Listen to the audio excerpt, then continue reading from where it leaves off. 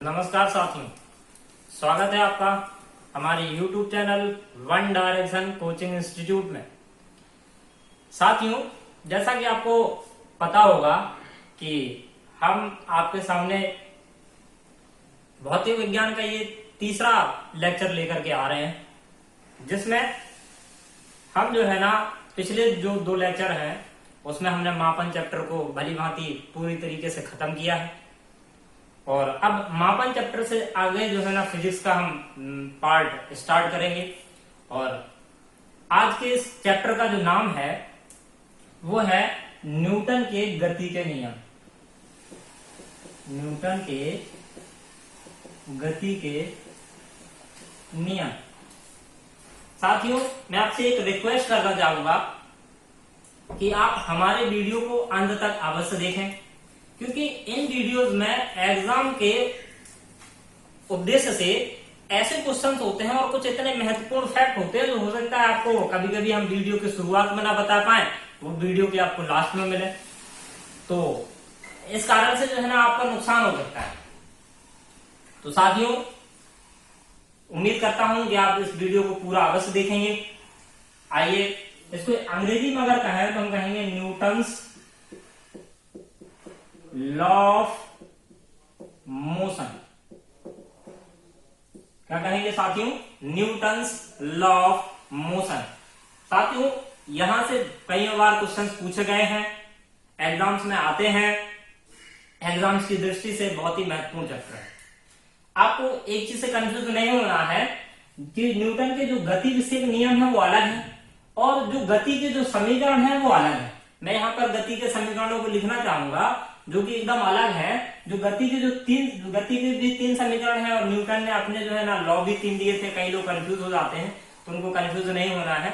जो गति के जो तीन समीकरण है उनमें से हम इन तीनों की चर्चा पिछले वीडियो में कर चुके हैं। पहला समीकरण था v बराबर यू प्लस एटी, दूसरा समीकरण था s बराबर u t plus half a t square और तीसरा समीकरण था आपका v square equal to u square plus 2as। तो ये गति के समीकरण है, लेकिन हम आज इनकी चर्चा नहीं, इनकी चर्चा हम अपने पिछले वीडियो में कर चुके हैं। आज हम जो है ना न्यूटन के गति विषयक नियमों के बारे में पढ़ेंगे। तो जैसा कि आपको पता है कि न्यूटन साहब हैं, उनको फिजिक्स का जनक भी कहा जाता है, अर्थात जो भौतिक विज्ञान के अगर कभी कोई जनक पूछे तो आपके कौन है? न्यूटन।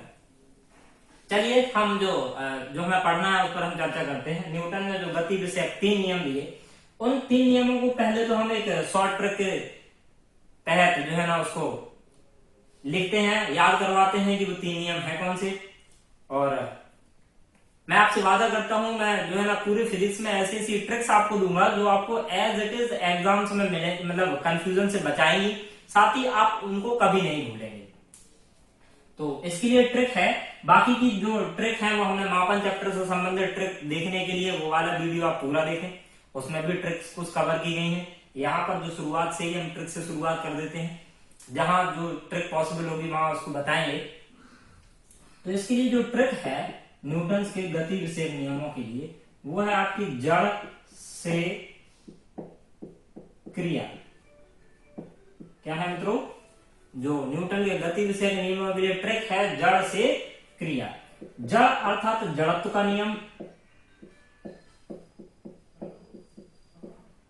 जड़त्व का नियम जिसे हम लोग इंग्लिश में कहते हैं law of inertia. Law of inertia क्या कहते हैं साथियों? Law of inertia. दूसरा नियम है आपका न्यूटन का, थोड़ा सा हम इसको नीचे लिखते हैं। जो ट्रिक है वो है आपकी जड़ से क्रिया। यहां सा से है आपका संवेग। सा से क्या है आपका? संवेग का नियम, यानी लॉ ऑफ मोमेंटम।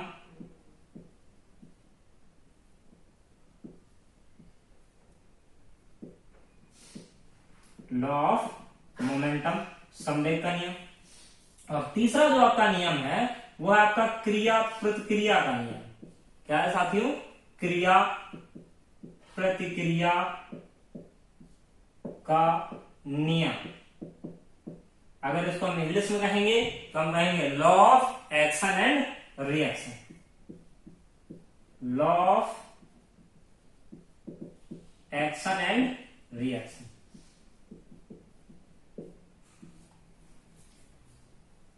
तो अब हम बारी बारी से, ये आपके जो है ना न्यूटन के गति के नियम हैं, गति विषय जिनके लिए शॉर्ट ट्रिक में कवर किया गया है, इनको हम बारी बारी से डिटेल में पढ़ेंगे।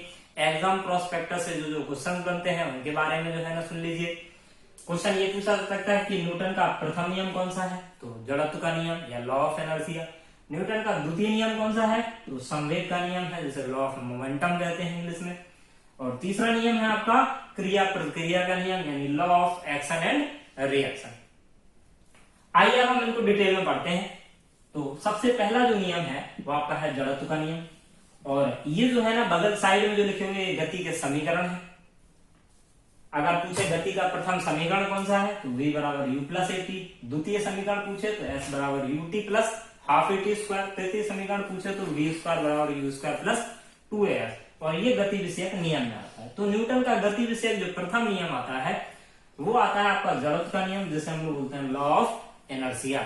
बहुत ही इंपॉर्टेंट है। अब मित्रों देखते हैं ये होता क्या है। तो आपको बता दें इनर्शिया यानी जड़त्व एक गुण होता है। गुण अर्थात एक क्वालिटी होती है। क्या क्वालिटी होती है उसको हम लोग समझते हैं। जड़त्व कहता है यदि कोई वस्तु विराम अवस्था में है तो वो विराम अवस्था में ही रहना चाहती है। मतलब अगर कोई पंखा चल रहा है तो वो चलता ही रहना चाहता है। इसी प्रकार अगर कोई वस्तु स्थिर अवस्था में है तो वो स्थिर ही रहना चाहती है। जैसे कि यहां पर मैं आपके सामने खड़ा हूं, ठीक है, तो मैं जो है ना स्थिर अवस्था में हूं, तो मेरी ये क्वालिटी है, मैं ये चाहता हूं कि मैं जो है ना स्थिर अवस्था में ही बना रहा हूं।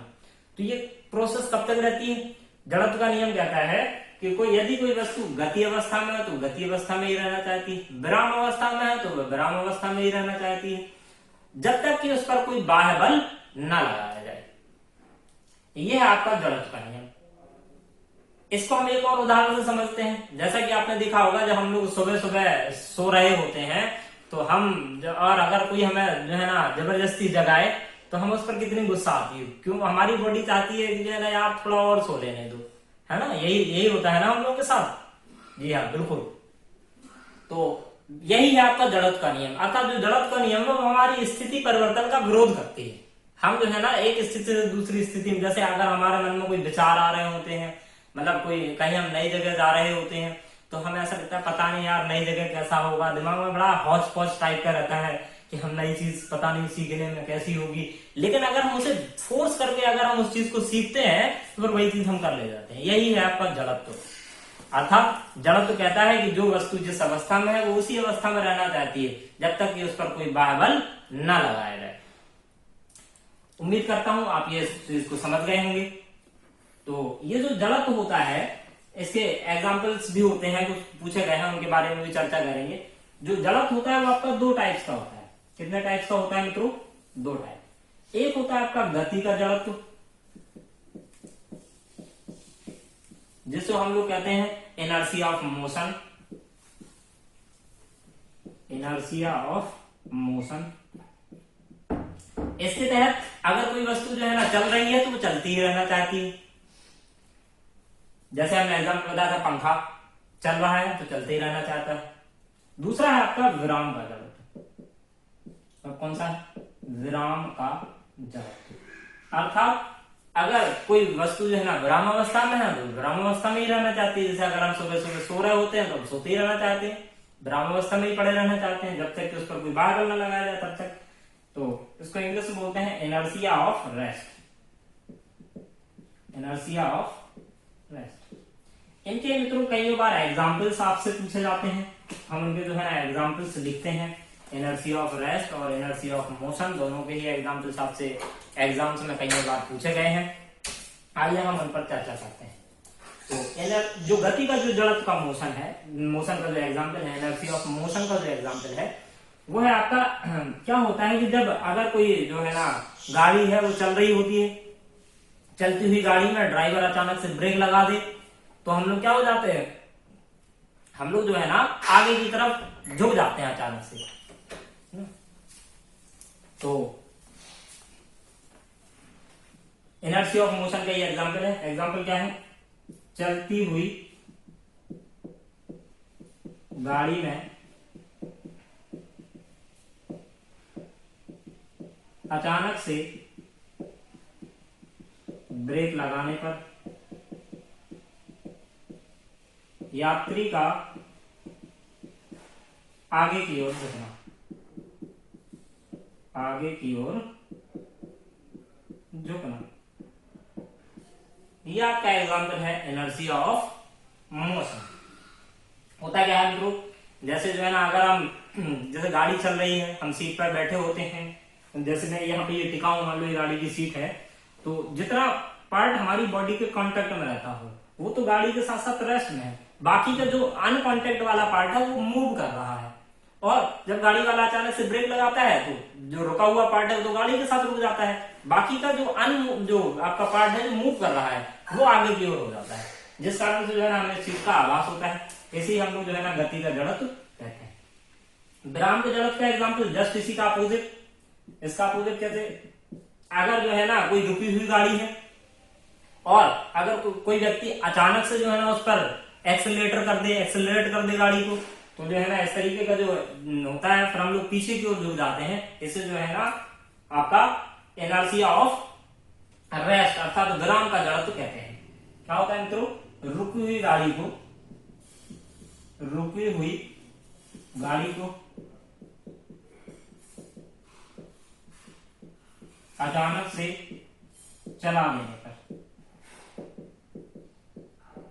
यात्री का पीछे की ओर झुक जाना, पीछे की ओर झुक जाना।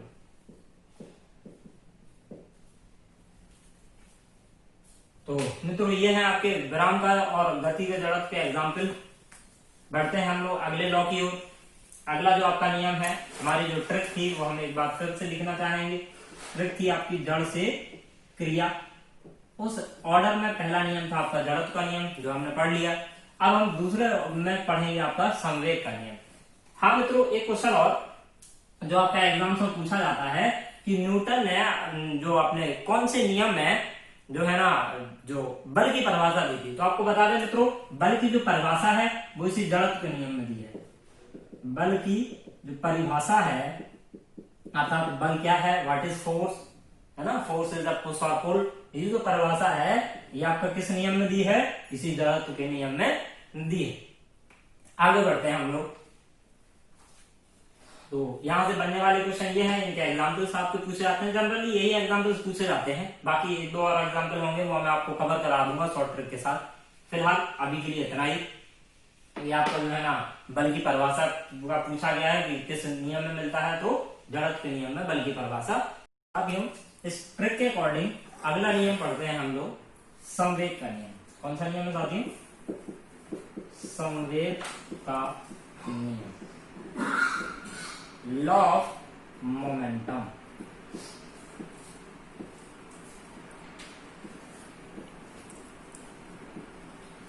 पहली बात तो हम ये समझते हैं कि संवेग क्या है। मित्रों बहुत ही इंपॉर्टेंट राशि है संवेग, इसके बारे में क्वेश्चंस कई बार एग्जाम्स में पूछे गए हैं, इसको आज हम डिटेल से पढ़ेंगे। तो देखिएगा, सबसे पहले समझते हैं संवेग क्या है। मित्रों जैसा कि आपको पता होगा कि एक्चुअल में होता क्या है, संवेग को हम लोग पी से रिप्रेजेंट करते हैं और इसका हमने फॉर्मूला भी हम बता चुके हैं। हमने जो आदर्श राशि की जो सदिश राशि, आदर्श और सदिश राशियों में जो सदिश राशियों की जो ट्रिक थी उसमें हमने संवेग का फॉर्मूला बताया था। पी बराबर क्या होता है? मास इनटू वेलोसिटी, यानी कि P बराबर m इंटू वी। अब इसको समझते हैं। तो आपको पता है m क्या, जहां m क्या होता है, द्रव्यमान होता है, और v वेलोसिटी होती है। आपको पता है कि इस दुनिया में जो भी वस्तु है उसके पास जैसे परिमाण जरूर है, परिमाण मतलब न्यूमेरिक वैल्यू कुछ ना कुछ, जैसे ये मार्कर है तो इसका भी कुछ ना कुछ तो वजन होगा, है ना, जो भी हो ग्राम में हो, है ना, या कोई भारी वस्तु ले लेंगे तो किलोग्राम में हो, तो वही क्या है, मास है। तो होता क्या है, जैसे ये मार्कर है इसमें वजन है, मास है, अगर हम इसमें जो है ना वेलोसिटी प्रोवाइड करा दें, मतलब वेग दे दें, जैसे ये मार्कर है वैसे हम तेजी से ऐसे फेंकेंगे और सामने अगर कोई एक पर्सन से टकराता है तो उसे क्या होगी, उसे चोट लगेगी। अर्थात किसी भी ऑब्जेक्ट में जिसमें द्रव्यमान हो और उसे हम वेलोसिटी प्रोवाइड करा दें तो उसमें एक पावर जनरेट हो जाती है और वो पावर किसी भी व्यक्ति को हिट कर सकती है, उसे ही संवेग कहा जाता है। मित्रों समझ में आया होगा संवेग, एक बार फिर से बताना चाहूंगा। कोई भी द्रव्यमान की वस्तु है जैसे मार्कर है और अगर हम इसमें वेग अर्थात वेलोसिटी दे दें तो इसमें एक पावर जनरेट हो जाएगी हिट करने की, उसी पावर को हम लोग संवेग कहते हैं। तो ये हो गया संवेग। संवेग का जो है ना अगर हम यहाँ से क्योंकि हम आपको मात्रक निकालना विमा निकालना ये सब सिखा चुके हैं, यहाँ पर भी हम मात्रक विमा सब कवर करते हैं, ये क्वेश्चन पूछे जाते हैं यहाँ। तो इसका मात्रक देखिएगा क्या होता है, ये क्या है आपका मास यानी कि द्रव्यमान यानी कि इसका यूनिट किलोग्राम, ये v वेलोसिटी, वेलोसिटी या स्पीड यूनिट क्या होता है मीटर प्रति सेकेंड। तो आपका संवेग का मात्रक क्या हो गया किलोग्राम इंटू मीटर प्रति सेकेंड, सुपर इंपॉर्टेंट है ये इंटू। इसकी विमा क्या हो जाएगी या विमीय सूत्र कहते हैं हम, चलो हम विमा ही लिखे देते हैं, डायमेंशनल फार्मूला बोलते हैं इसको इंग्लिश में। तो ये क्या हो जाएगा द्रव्यमान यानी किलोग्राम, इसका जो विमीय सूत्र होता है वो m होता है, ये मीटर है अर्थात दूरी, तो इसका विमीय सूत्र क्या हो जाएगा l, और ये अपॉन में सेकेंड है तो ये हो जाएगा t। अर्थात अगर हम इसको ऊपर ले जाएंगे तो क्या हो जाएगा, इसको इस तरफ लिखे देते हैं, विमाओं को बड़े ब्रैकेट बंद करते हैं तो बड़े ब्रैकेट बंद कर देते हैं, mL/t-1, ये इसका डायमेंशनल फॉर्मूला हो जाएगा इसका मित्रों संवेग का। चलो ठीक है, उम्मीद करता हूं ये बात भी आपको समझ में आई होगी। ठीक है, अब मित्रों जो है ना इसी नियम में आता है एक संवेग संरक्षण का नियम है। संवेग संरक्षण का नियम क्या है, जैसे मान लो कोई दो ऑब्जेक्ट हैं, एक ये ऑब्जेक्ट है और एक आपका ये ऑब्जेक्ट है, ठीक है, और इन दोनों को अगर जो है ना ये वाला कुछ आपका मान लो इसका द्रव्यमान m1 है, इसका द्रव्यमान मतलब दोनों का, चलो ठीक है फिलहाल के लिए हम m1 और m2 माने लेते हैं, ठीक है, क्योंकि हमें उसको प्रूफ नहीं करना, बस आपको बताना होता है। तो और इसकी वेलोसिटी जो है ना आपकी u है और इसकी वेलोसिटी v है, तो इन दोनों का जो संवेग होगा वो संरक्षित रहता है, इसे ही जो है ना संवेग संरक्षण का नियम कहते हैं। अर्थात इसका संवेग क्या हो जाएगा m1 u, इसका संवेग क्या हो जाएगा m2 v, दोनों ही आपस में कैसे होंगे बराबर होंगे, इसे ही संवेग संरक्षण का नियम कहते हैं। बस आपको केवल इतना याद रखना है कि संवेग संरक्षण का नियम क्या होता है। तो अगर दोनों जब दो वस्तुओं का संवेग मतलब बराबर रहे टकराने के बाद, ये पूरा न्यूमेरिकल है, न्यूमेरिकल आपको नहीं पढ़ने हैं, ठीक है, क्योंकि आपको जो है ना ये जो कोचिंग संस्थान है बेसिकली इसका मोटिव है एसएससी बैंक रेलवे इन सब की तैयारी कराना, जिनमें जो साइंस पूछी जाती है वो आपकी यहीं तक पूछी जाती है। इसके बाद अगर आपको कभी पढ़ना हो तो मैं इसका डिटेल वीडियो अपलोड कर दूंगा, तो फिर बाद की बात है। फिलहाल हम लोग जो है आगे बढ़ते हैं। तो ये हो गया मित्रों संवेग। तो अब इसमें जो और जो इंपॉर्टेंट क्वेश्चन पूछे जाते हैं वो इसके एग्जाम्पल पूछे जाते हैं। इसके एग्जाम्पल क्या है, तो एग्जाम्पल देख लेते हैं हम लोग।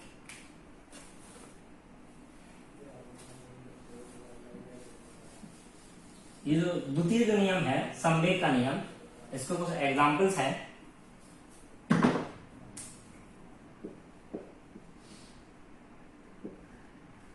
एग्जाम्पल किसके किसके हैं मित्रों, ये जो संवेग का नियम है इसके एग्जाम्पल। एग्जाम्पल क्या है इसका, एग्जाम्पल आपने जनरली देखा होगा कि जो कराटे वाला होता है ना, वो जो इतने जो पाइल्स होते हैं वो ढेर, जो ईंटों के ये जो ढेर होते हैं, ठीक है, और इस तरीके से जो ढेर होते हैं कराटे वाले क्या होते हैं एक ही झटके में जो है ना इस ईंट के ढेर को क्या कर देते हैं, एक ही झटके में फोड़ देते हैं। ये किस कारण से होता है, ये संवेग के नियम से ही होता है। क्योंकि होता क्या है आपको पता है कि जो है ना जिस किसी बॉडी में मास है अगर उसमें हम वेलोसिटी प्रोवाइड करा देंगे तो उसमें हिट करने की पावर जनरेट हो जाती है, उसे हम लोग क्या कहते हैं संवेग कहते हैं। तो कराटे वाले क्या करते हैं, ये पाइल्स में ढेर है, अपने उनकी बॉडी में मास है और वो एक झटके से उसमें संवेग जनरेट करते हैं, तो भी झटके में क्या हो जाती है टूट जाती है। इसे जो है ना हम लोग संवेग का उदाहरण है ये संवेग का। क्या है, कराटे वालों का एक ही झटके में पाइल्स का तोड़ना, पाइल्स का तोड़ना।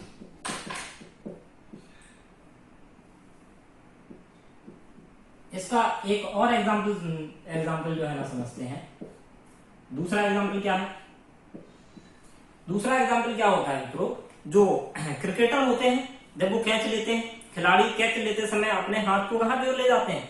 पीछे की ओर ले जाते हैं। ये भी संवेग संरक्षण पर आधारित है, मतलब संवेग का ही नियम है। कारण अगर कोई जो है ना, होता क्या है कि अगर हम जैसे मान लो कोई वस्तु है, ठीक है, बहुत तेजी से हमारे पास आ रही है, और अगर हम उसको मतलब उससे टकराने के लिए हम भी उसको पीछे चले जाए, वो हमसे देरी से टकराएगी, तो उसकी स्पीड जो है ना कम हो जाएगी। जब स्पीड कम हो जाएगी तो जो है ना हमें क्या होगा, कम क्षति का आभास होगा। यही जो है ना क्रिकेटर करता है। क्रिकेटर क्या करता है, जो गेंद है वो आपकी बल्ले से मारने के बाद बहुत तेजी से नीचे की ओर आती है, तो क्रिकेट जब कैच लेने वाला खिलाड़ी हाथ को पीछे ले जाता है तो उससे जो संवेग होता है वो कम होता जाता है। इसी कारण से जो है ना, यही कारण है कि जो खिलाड़ी है वो क्या करते हैं, वो कैच लेते समय अपने हाथ को पीछे की ओर ले जाते हैं। तो इसका दूसरा उदाहरण क्या है? दूसरा उदाहरण आपका यही है, कैच लेते समय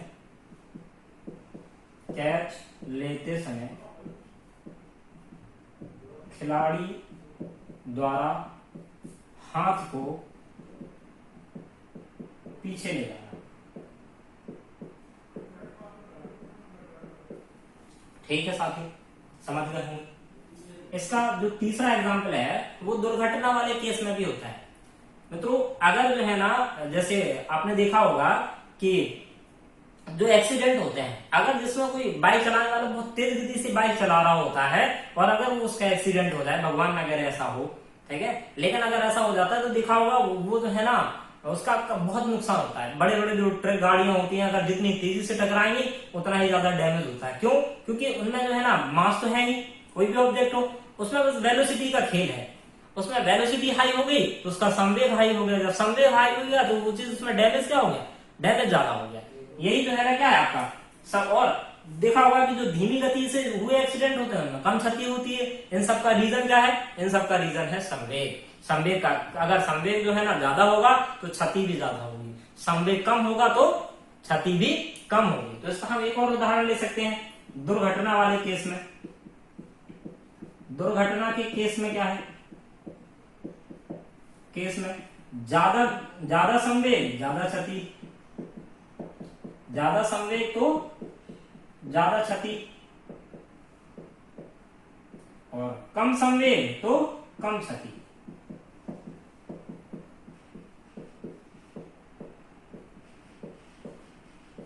यही है मित्रों संवेग। उम्मीद करता हूं आपको जो है ना समझ में आया होगा।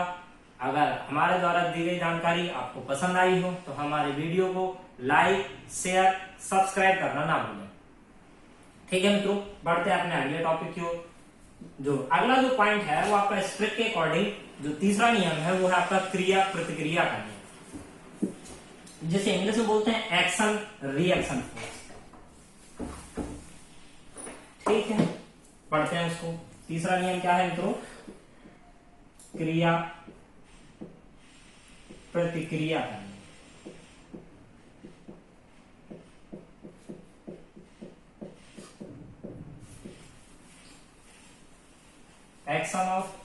Law of action and reaction. चलो शॉर्ट में लिख देते हैं इसको, बाकी पीछे तो उस आप बैक करके देख लेना, तो उसमें स्पेलिंग लिखी हुई है। तो है क्या ये? इसको जो है ना परिभाषित अगर हम करें, परिभाषित कैसे कर सकते हैं कि न्यूटन साहब ने कहा था कि कोई भी ऑब्जेक्ट हो अपने विपरीत क्रिया के विपरीत प्रतिक्रिया रखता है, मतलब every action has its opposite reaction. कैसे? जैसे कि मान लो आप हो, ठीक है, अगर मान लो एक जनरल उदाहरण है, आपको कोई मारने चला आया तो उसने आपको एक आध झापड़ कसीट दिए, तो क्या आप रुक जाएंगे? नहीं रुकेंगे ना, आप भी उसे बदले में पक्का है उससे लड़ेंगे। यही क्या है? एक्शन रिएक्शन है। मतलब प्रत्येक चीज को अगर हम ऐसा नहीं करेंगे तो क्या होगा, तो फिर वो कोई भी चीज हो, अगर हम किसी चीज का विरोध नहीं करेंगे तो फिर वो व्यक्ति हम पर हावी हो जाएगा। ऐसा नेचर में भी होता है, नेचर भी यही करती है। प्रत्येक चीज को बैलेंस करने के लिए एक मतलब आपका दो अपोजिट रिएक्शन होती है। जैसे रस्सा कस्सी का जो खेल होता है, रस्सा कस्सी के खेल में क्या होता है, अगर मान लो कि ये दो पार्टी है, मान लो एक पार्टी ए है, ये पार्टी बी है, और दोनों में रस्सा कस्सी का खेल हो रहा है। अगर जिस ताकत से बी टीम अपने आप को खींच रहा है, उसी ताकत से ए टीम भी तो खींचना चाहेगी, तभी तो वो चीज बैलेंस में रहेगी। अदरवाइज क्या होगा, फिर कोई चीज पॉसिबल ही नहीं होगी, है ना। तो यही है, इसी कारण से आपका जो घिरनी होती है वो भी इसी पर काम करती है। जो कुएं वाली जो घिरनी होती है, उसमें भी जितना बाल्टी में वजन होता है उतना ही हमें फोर्स लगाना होता है। उससे ज्यादा फोर्स लगा लेते हैं तो बाल्टी को ऊपर ले आते हैं। अगर बराबर रहेगा तो दोनों चीजें बैलेंस में रहेंगी। इसी के आधार पर जो आपके आघूर्ण होते हैं, आघूर्ण भी इसी आधार पर कार्य करते हैं। आघूर्ण में क्या होता है, जो आपकी तराजू, आघूर्ण तो मतलब समझते हैं, जो तराजू होती है वो भी आपकी इसी रिएक्शन इसी पर वर्क करती है ना। क्योंकि दोनों पढ़ का होते हैं, दोनों तरफ इक्वल बैलेंस होता है। जितना इधर मतलब हम लोग कोई वस्तु है वो तोलते हैं, उतना ही हमें यहाँ पर क्या रखना होता है, यहाँ पर वजन रखना होता है, तभी वो चीज दोनों बराबर होती है। यही आपका क्या है, एक्शन एंड रिएक्शन। वैसे न्यूटन साहब ने जो एग्जाम्पल दिया था, इसके लिए जो है ना एग्जाम्पल था आपका रॉकेट वाला, जो है ना रॉकेट में क्या था आपका, रॉकेट लॉन्चिंग समय भी जब भी रॉकेट जो लॉन्च होता है, तो आपको बता दें कि होता क्या है रॉकेट, यहाँ पर एक बना करके, जैसे ये आपका रॉकेट है, तो ये आपका रॉकेट लॉन्चर होता है। यहाँ पर फ्यूल भरा रहता है, जो कि बिल्कुल ठीक, जितने जो है ना आपका ये फ्यूल जितनी एनर्जी ऊपर देता है उतनी एनर्जी डाउनवर्ड भी लगती है, तभी ये चीज बैलेंस होती है। अगर अदरवाइज ये क्या होगा, आपका पॉसिबल नहीं होगा रॉकेट का परीक्षण। तो रॉकेट जो होता है, रॉकेट आपका क्रिया प्रतिक्रिया नियम पर ही जो है ना कार्य करता है। तो आइए, आप लोग उम्मीद करते हैं इसको समझ गए होंगे। इसके कुछ उदाहरण देख लेते हैं। जनरली मैं लिखे देता हूँ, वैसे चर्चा कर चुके हैं अभी, लेकिन उनको मैं यहाँ पर लिखे देता हूँ। तो उनको लिखने का क्रम क्या है, उसको पहला तो यही हो गया, रॉकेट की लॉन्चिंग किसके आधार पर होती है, कौन से नियम के आधार पर होती है, क्रिया प्रतिक्रिया के नियम के आधार पर होती है। ये क्वेश्चन कई बार पूछा गया है कि रॉकेट लॉन्चिंग में कौन सा नियम कार्य करता है, तो क्रिया प्रतिक्रिया का नियम करता है। दूसरा, आपका जो आघूर्ण होते हैं, आघूर्ण भी आपके किस सिद्धांत पर कार्य करते हैं, इसी क्रिया प्रतिक्रिया के सिद्धांत पर कार्य करते हैं। रस्सा कस्सी वाला जो खेल होता है, रस्सा कस्सी का खेल, उसमें भी आपका यही क्रिया प्रतिक्रिया का नियम लागू होता है।